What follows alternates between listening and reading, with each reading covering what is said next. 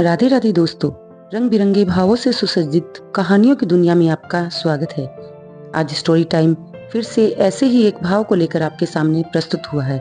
कहानी की शुरुआत एक सुविचार के साथ करते हैं।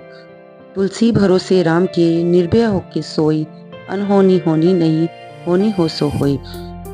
इसका अर्थ है कि यदि हम राम के भरोसे हैं तो निर्भय होकर अपना जीवन व्यतीत कर सकते हैं। राम के भक्त के साथ कोई अनहोनी नहीं होती और यदि कुछ होता भी है तो ईश्वर की इच्छा से ही होता है। चलिए कहानी की शुरुआत करते हैं। एक बार की बात है, तुलसीदास जी किसी गांव में निवास करते थे। वे हमेशा ही राम की भक्ति में लीन रहा करते थे। उनसे भक्ति करते देखकर कुछ लोग उनसे चिढ़ने लगे और उन्हें ढोंगी और पाखंडी कहकर गांव से बाहर निकाल दिया। तुलसीदास जी गांव से दूर नदी किनारे कुटिया बनाकर रहने लगे। जब तुलसीदास जी रामचरितमानस की रचना कर रहे थे, उसी समय उनके गांव में एक लड़की का विवाह हुआ। जब लड़का नववधू को लेकर घर आया, उसी रात्रि को किसी कारणवश उसकी मृत्यु हो गई। सुबह सभी को समाचार मिला तो सभी विलाप करने लगे। गांव वालों ने उसकी अर्थी सजाई और गंगा घाट की ओर उसका अंतिम संस्कार करने के लिए रवाना हो गए।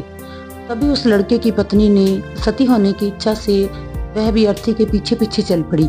जब जिस रास्ते से वे लोग जा रहे थे, वहीं उसी रास्ते में तुलसीदास जी की कुटिया पड़ती थी। तो उस लड़की ने सोचा कि मैं सती होने जा रही हूँ, उससे पहले मैं ब्राह्मण देवता के दर्शन कर लूं। ऐसा विचार करके वो कुटिया में गई। वह नहीं जानती थी कि यह तुलसीदास जी है। उसने तुलसीदास जी को प्रणाम किया और तुलसीदास जी ने आशीर्वाद दिया, अखंड सौभाग्यवती भव।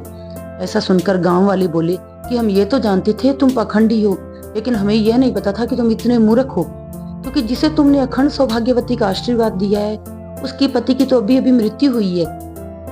तब तुलसीदास जी बोले कि मैं झूठा हो सकता हूँ, लेकिन मेरे राम नहीं, यह सब मेरे राम की लीला है।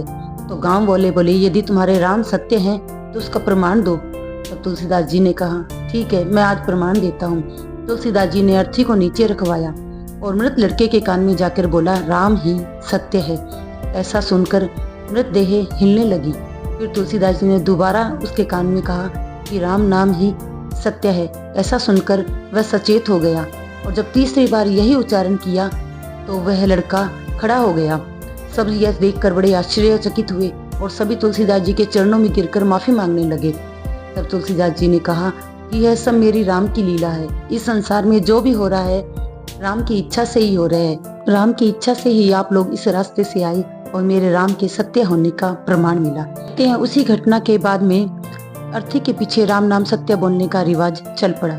दोस्तों, आपको ये कहानी कैसी लगी मुझे कमेंट करके बताइए और ऐसी ही कहानी सुनने के लिए मेरे साथ बने रहिए स्टोरी टाइम पर। धन्यवाद।